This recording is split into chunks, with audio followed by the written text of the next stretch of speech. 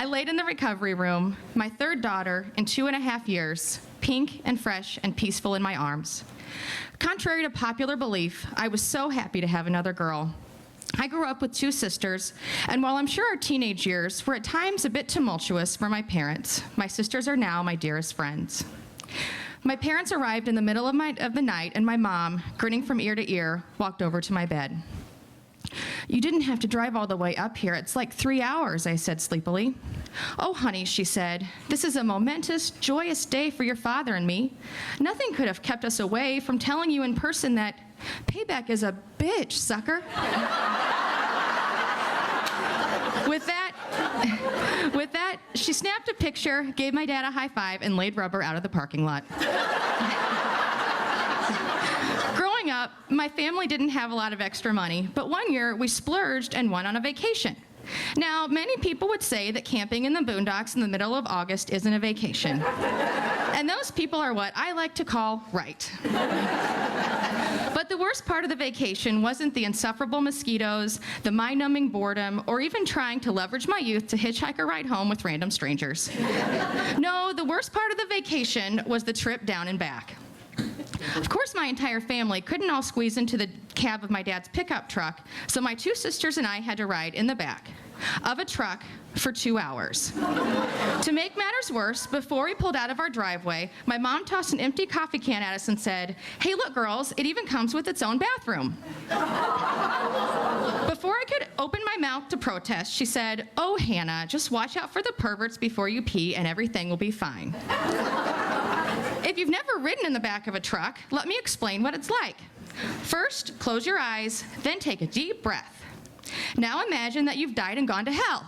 And that pretty much covers what riding in the back of a truck is like. I remember looking around as the other normal cars blew past us, the children wide-eyed and pressing their noses against the glass to get a look at some real-life wild hillbilly girls.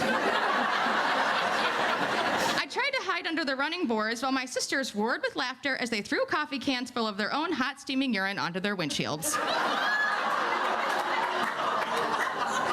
I swore things were going to be different when I finally moved out, got married, and had some kids of my own. And I knew I had to act fast because as an 11-year-old girl living in the Ozarks, the odds were in my favor of at least one of those 3 things happening by the end of my 6th grade year. I spent over 20 years envisioning the perfect life I would have with my kids.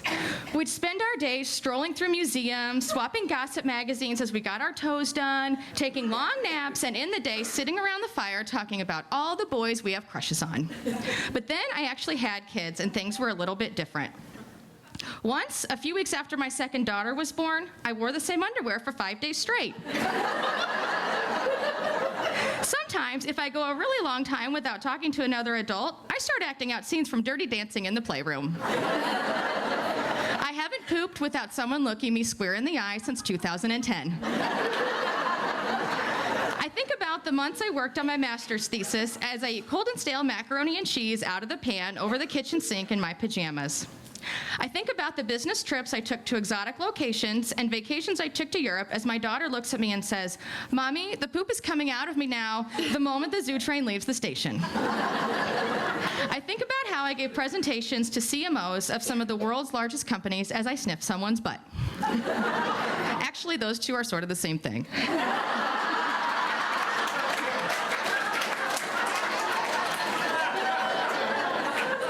My successes are small, and I celebrate them alone. Like when my kids say thank you without having to be reminded, or when I single-handedly fix the vacuum, or when I limit my daily alcohol intake to only 1 bottle of wine. Just kidding, vacuuming is for losers. Ultimately, my mom was right. Payback is a bitch, and I was screwed.